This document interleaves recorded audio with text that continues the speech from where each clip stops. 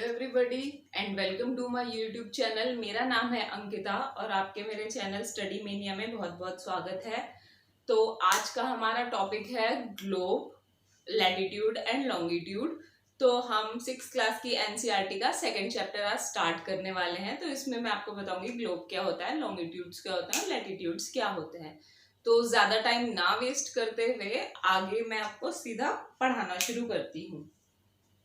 और जो भी बच्चे गवर्नमेंट जॉब की प्रिपरेशन कर रहे हैं या सीटेट या किसी भी टीचिंग एग्जाम की प्रिपरेशन कर रहे हैं वो भी मेरा चैनल फॉलो कर सकते हैं।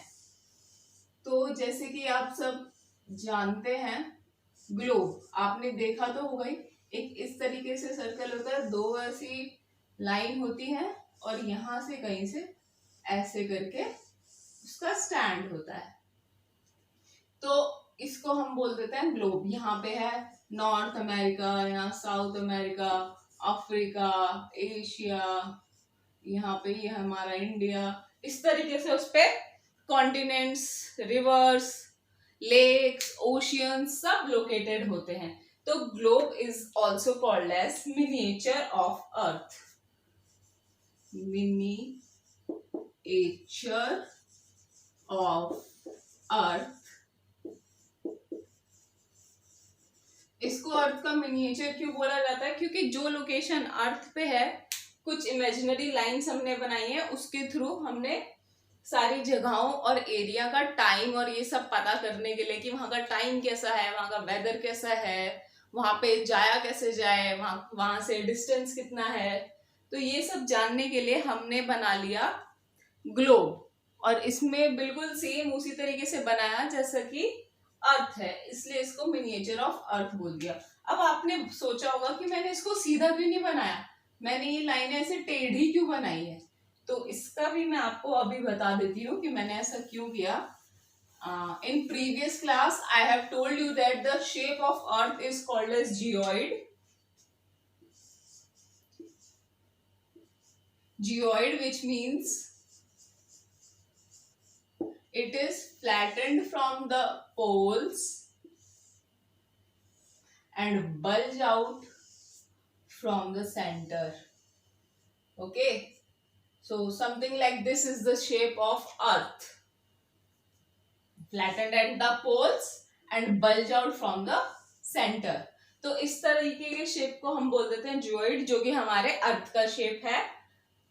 तो अब इसको अगर मैं इस पे एक लाइन बनाऊं और तो ये कितने डिग्री का एंगल बन गया?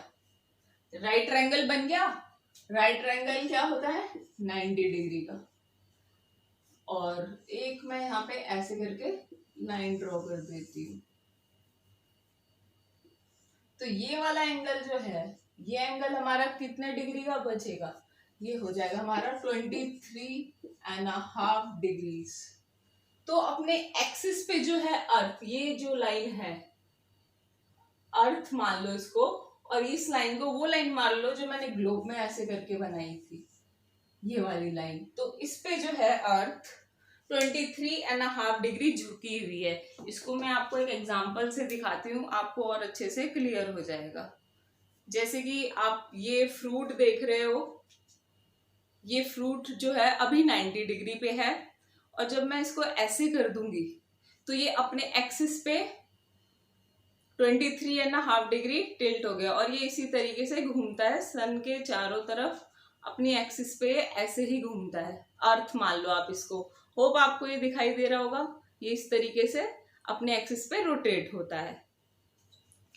तो अब आगे चलते हैं। तो जो ये वाला एंगल बच गया, ये कितना बचा? 90 में से 23.5 माइनस कर देंगे, 66.5 डिग्रीज।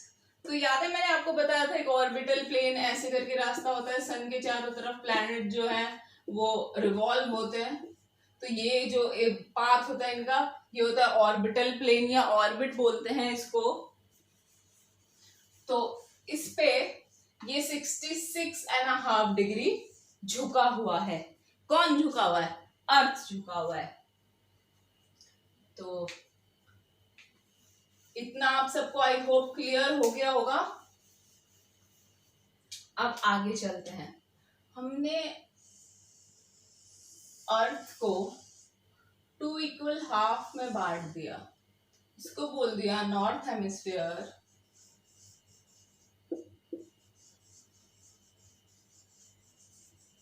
और नीचे वाले को बोल दिया साउथ हेमिस्फीयर। तो ये नॉर्थ हेमिस्फीयर हो गया, ये साउथ हेमिस्फीयर हो गया। और जो ये लाइन है जिसने इन दोनों को, नॉर्थ वाले पोर्शन को, इस पूरे पोर्शन को और इस पूरे पोर्शन को इक्वल हाफ्स में डिवाइड किया, इसको हम बोलते हैं इक्वेटर। और ये होता है 0 डिग्री पे। और ये है हमारा साउथ पोल। ये नॉर्थ पोल मैंने बताया भी था, नॉर्थ स्टार से हम इसको पता लगाते हैं। ये होते हैं 90 डिग्री, दोनों 90 डिग्री नॉर्थ, 90 डिग्री साउथ। तो इक्वेटर हो गया। अब इक्वेटर क्या कर रही है? इक्वेटर जो है मैं आपको अच्छे से बताती हूँ। इक्वेटर पे कुछ इमेजिनरी, इक्वेटर एक इमेजिनरी लाइन है अर्थ पे, इस तरीके से बनी हुई है। मैं बना रही हूँ, एक मिनट का टाइम दे मुझे थोड़ा।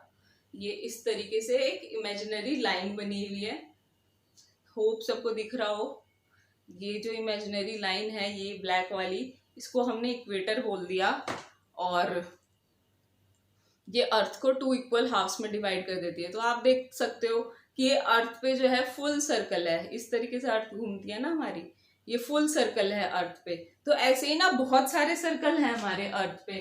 तो जो इक्वेटर के पैरेलल, पैरेलल मतलब कि ऐसी लाइनें जो आपस में कभी नहीं मिलती और उनका गैप या डिस्टेंस कितना होता है दूसरी लाइन से, सेम होता है, इस तरीके से। तो ये जो मैंने लाइन बनाई है दूसरी, थोड़ी टेढ़ी बन गई है। ये जो लाइन है ये आपस में एक दूसरे से कभी नहीं मिलेंगे और इनका डिस्टेंस भी कैसा है? सेम है। तो जो अदर इक्वेटर के बाद जितने भी इस तरीके की लाइन अर्थ पे बनी होंगी ना, उन सबको हम बोल देते हैं लैटिट्यूड्स। क्या बोल देते हैं? लैटिट्यूड्स। तो अगर मैं आपसे बात करूं कि टोटल नंबर ऑफ लैटिट्यूड्स कितने हैं, तो 181 है। 181 कैसे है भाई?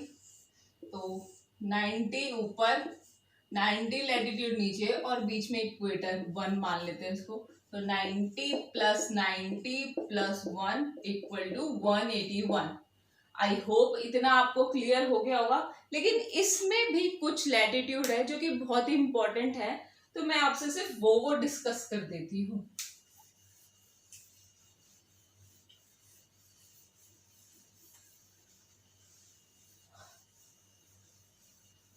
तो फटाफट से हम देख लेते हैं। ये तो था हमारा इक्वेटर, ये मैंने आपको बता दिया था, जो कि है 0 डिग्री। उसके बाद आ जाता है ट्रॉपिक ऑफ कैंसर, जिसको कर्क रेखा भी बोलते हैं। ये है 23.5 डिग्री नॉर्थ पे लोकेटेड। उसके बाद आ जाता है ट्रॉपिक ऑफ कैप्रिकॉर्न, ये भी 23.5 डिग्री ही है, लेकिन ये कहाँ पे है? साउथ हेमिस्फीयर में, इसलिए यहाँ पे साउथ लिख दिया S। उसके बाद अगला आ जाता है आर्कटिक सर्कल, जो कि 66.5 डिग्री पे लोकेट है। ये लैटिट्यूड के नाम है। और उसके बाद आ जाता है अंटार्कटिक सर्कल, ये भी 66.5 डिग्री साउथ पे लोकेटेड है। तो ये सब आपको जानने में कोई तकलीफ नहीं हुई होगी। और ये वाला जो ये वाला है, ये नॉर्थ पोल, और ये जो है आपका साउथ पोल हो गया। ठीक है, इतना सबको क्लियर है। अब मैं आगे चलती हूँ।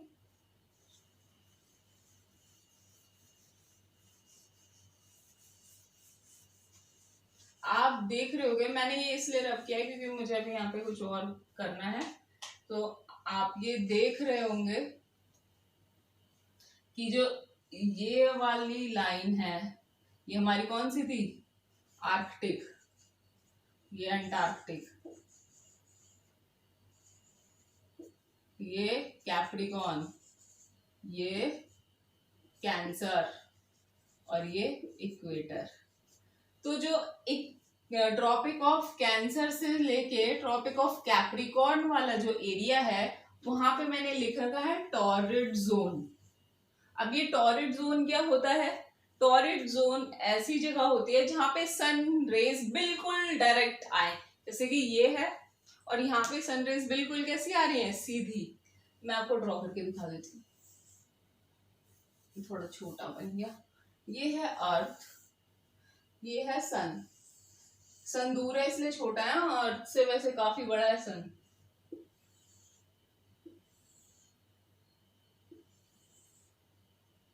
अब यहां से अगर सनरेज हम देखते हैं तो बिल्कुल बिल्कुल बिल्कुल सीधी सीधी सीधी कहाँ जा रही है? यहाँ पे। तो ये एरिया बहुत ही ज्यादा हॉट और ह्यूमिड होता है क्योंकि बिल्कुल ड्राई सा होता है, क्योंकि यहाँ पे सनरेज कैसी आ रही है? बिल्कुल स्ट्रेट आ रही है। तो ये वाला इक्वेटर वाला एरिया, मतलब ट्रॉपिक ऑफ कैप्रिकॉर्न से लेके ट्रॉपिक ऑफ कैंसर वाला जो एरिया है उस जोन को हमने क्या डिनोट कर दिया? Tropic zone. और ट्रॉपिक जोन पे मैंने लंबी लंबी इस तरीके से लाइन खींची हुई है, सॉरी टॉरिड जोन पे। तो ये हो गया हमारा टॉरिड जोन, जो ये वाला एरिया है। इसके बाद अब आपने यहाँ पे देखा कि डायरेक्ट यहाँ पे सनलाइट है। अब यही सनलाइट यहाँ पे तो डायरेक्ट है, लेकिन ये आपका आर्कटिक सर्कल और ये अंटार्कटिक सर्कल, तो क्या यहाँ पे सनलाइट बिल्कुल डायरेक्ट आ रही है? नहीं ना, यहाँ पे स्कैटर हो रही है। यहाँ पे सनलाइट कैसी आ रही है? स्कैटर होके आ रही है। तो सनलाइट यहाँ पे डायरेक्ट नहीं आ रही, तो यहाँ पे सनलाइट थोड़ी हार्श नहीं होती है, थोड़ी लाइट होती है। तो इस तरीके के जोन जो बन जाते हैं उनको हम बोल देते हैं टेम्परेट जोन। ये है नॉर्थ टेम्परेट जोन और ये है साउथ टेम्परेट जोन। यहाँ पे मैंने मेंशन भी किया हुआ है और मैंने टेम्परेट जोन पे इस तरीके के सर्कल बना रखे हैं। तो ये कहाँ से कहाँ तक है? ये आपका आर्कटिक सर्कल से शुरू हो जाता है, आर्कटिक सर्कल और अंटार्कटिक सर्कल, मतलब कि कैंसर से लेके आर्कटिक सर्कल के बीच में और कैप्रिकॉर्न से लेके अंटार्कटिक सर्कल के बीच में आपका क्या है? Temperate zone. यहाँ पे वेजिटेशन और ये सब काफी अच्छा होता है। उसके बाद आप देख रहे हो कि ये वाला जो एरिया है, आपको लग रहा है कि यहाँ पे सनरेज आ जाएंगी, यहाँ से तो सनरेज बाहर ही निकल गई, यहाँ सनरेज आती ही नहीं है। ये वाला जो हमारा एरिया है नॉर्थ पोल और साउथ पोल, यहाँ पे नो सनलाइट नहीं पहुंचती है, बिल्कुल मिनिमम अमाउंट में सनलाइट पहुंचती है इन एरियाज में, नॉर्थ पोल और साउथ पोल पे। तो इसलिए हमने इसको क्या बोल दिया? फ्रिजिड जोन, क्योंकि यहाँ पे हमेशा बर्फ जमी रहती है, टेम्परेचर बहुत ज्यादा लो होता है, तो इसलिए इस जोन को हमने बोल दिया फ्रिजिड जोन। तो आज की क्लास में मैं आपको इतना ही बता रही हूँ। उसके बाद मैं नेक्स्ट क्लास में आपको लॉन्गिट्यूड्स के बारे में बताऊंगी। तो तब तक के लिए thank you very much. Corona free रहिए, अपने अपने घरों में रहिए, अपना ख्याल रखिए। जय हिंद, जय भारत, थैंक यू।